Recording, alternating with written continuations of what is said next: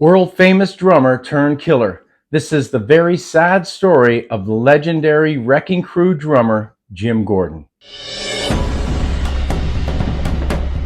Hello and welcome to Tim Conley Drums. Well, I'm sure you have heard Jim Gordon play.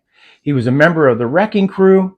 He played with Carly Simon. He played with George Harrison. He played with Eric Clapton. He was an extremely popular drummer back in the 60s and 70s, and he was also a member of the Wrecking Crew. And at one time, the only drummer busier than him in LA was Hal Blaine. He unfortunately took a very, very bad turn in his life. He had a lot of mental issues, and the video today is the story of Jim, his rise and his fall. And at the very end of the video, I've got just a little clip of Jim playing on George Harrison's This Is Life. Let's get to it. Jim Gordon is one of the most renowned rock drummers of the 1960s and 70s. He was also one of the saddest cases in rock music, which I'll dive into a little bit later. Jim was born in California in 1945. Gordon began playing drums as a boy, and by the end of the 1960s, he was one of the top drummers in Los Angeles, second only to the legendary Hal Blaine. He worked with the Everly Brothers, Joe Cocker, Andy Williams, Glenn Campbell, Eric Clapton, John Lennon, George Harrison, Tom Petty, Frank Zappa, Steely Dan, Ringo Starr, Harry Nilsson, Joe Cocker, and many, many others.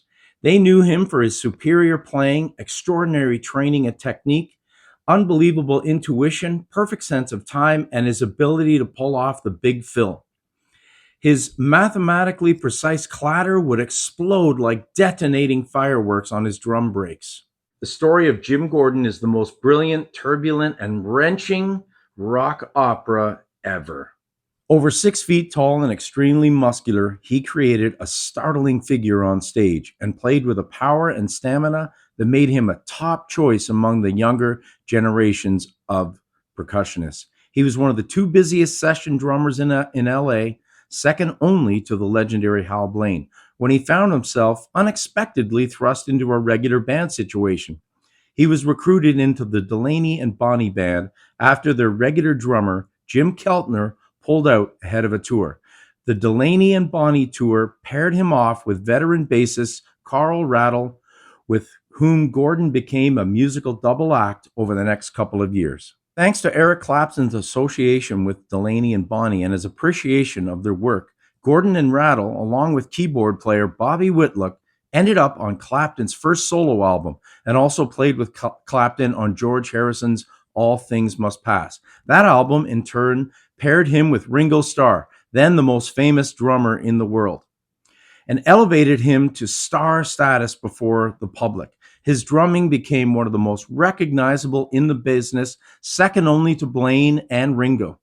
It was a short jump growing out of the Apple Jam sessions on the Harrison album to the formation of Derek and the Dominoes, the Eric Clapton band whose short-lived career generated the single Layla and the accompanying album, which became 2 of the biggest selling records of the 70s. Gordon not only played on the album, but also co-authored the title song Layla with Clapton, contributing the extended instrumental finale. Over the next few years, Gordon was fully employed with the music business and highly visible, playing with everyone from Joan Baez to Frank Zappa. So in the 1960s and 70s, no serious rock fan viewed the drummer Jim Gordon with anything but awe. But by the 1980s, none of them viewed him with anything but contempt. A 180-degree turn that led to his virtual erasure from the culture. Even 4 decades later, when the veteran music journalist Joel Selvin first tried to sell publishings on a book meant to tell Gordon's story with nuance and depth, they balked. They would debate it for months and then say, nope, can't do it. Selvin said it was almost impossible for them because of what he had done.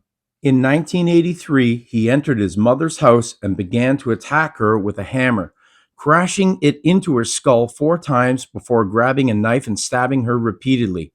The final time with such force it pinned her to the floor, soon after resulting in her death. Gordon was arrested, charged, and convicted of murder, and he spent the next 4 decades in prison before dying this past March at the age of 77.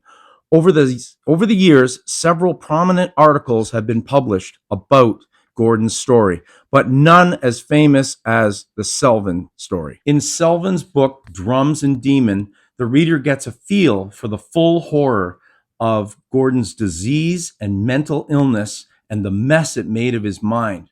In one of his hallucinations, he thought he was in a jail cell that was on fire. To me, that was a metaphor for Jim's whole life, Selvin said. For him, life was a jail cell that was always on fire. Despite the chaos that was created, both for Gordon and increasingly for those around him, Selvin aimed to tell his story with empathy. Only after the drummer's death was he finally able to convince a publisher to go along. The guy got so little compassion, he said, I wanted readers to know just how impossible Jim's life was and how brave he was for battling the disease.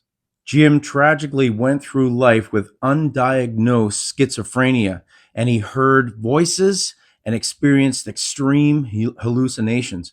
A lot of the voices that he heard were that of his mother's voice in his head, and that was the reason why, in the end, he eventually decided that he had to get rid of these voices out of his head, and that's the reason he said why he killed his mother, to eliminate the voices, or at least eliminate one of the voices that he was hearing. The voices Gordon heard shamed him so deeply he rarely told anyone about them. This contributed to him never getting a proper diagnosis.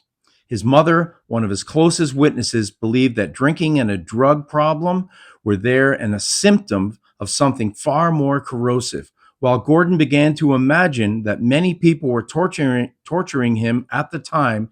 The main voice in his head was that of his mother's. As a result, it was her voice that he felt the most urgent need to silence.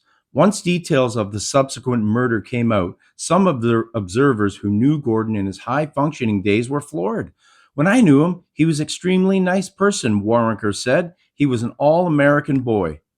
After his subsequent arrest and imprisonment, he spent decades in prison, and his life was quite undramatic. Often keeping to himself, Gordon became a virtual zombie due to the antipsychotic drugs the prison pumped into him. Rare as Gordon's particular case was, he will be known as the legendary and incredible drummer and musician on so many incredible tunes.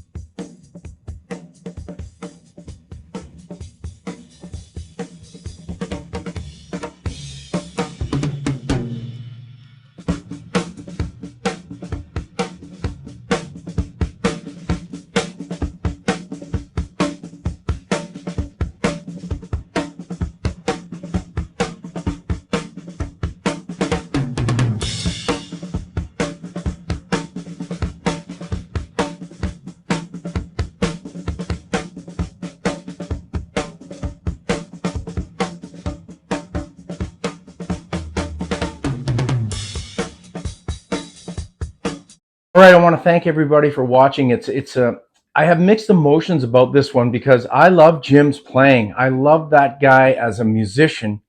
I don't care for him as a person. Obviously, he went through a lot of tragic things in his life and such a sad ending. He only died last year, March 12th, 2023. He passed away. He spent from 1983 until last year in prison and uneventful.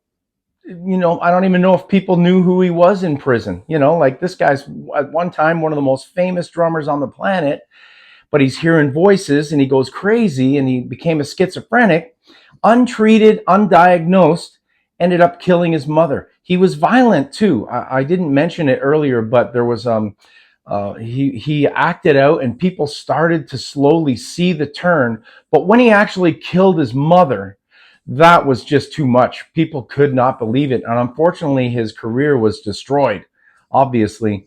So that's why I'm saying I had mixed emotions about this, because I idolize the guy in so many ways, but killing your own mother, I mean, it just doesn't get worse than that. So, guys, you judge Jim the way you want to. I still, like I said, I have mixed emotions. On one side, I love the guy, and on the other side, he's terrible. So it is what it is. But anyways, thanks a lot for watching. Please check out my other video. That this is sort of a part 2 in my new series talking about drummers that are a little bit less known but extremely famous. Anyways, thanks a lot for tuning in, and as always, keep drumming. See ya.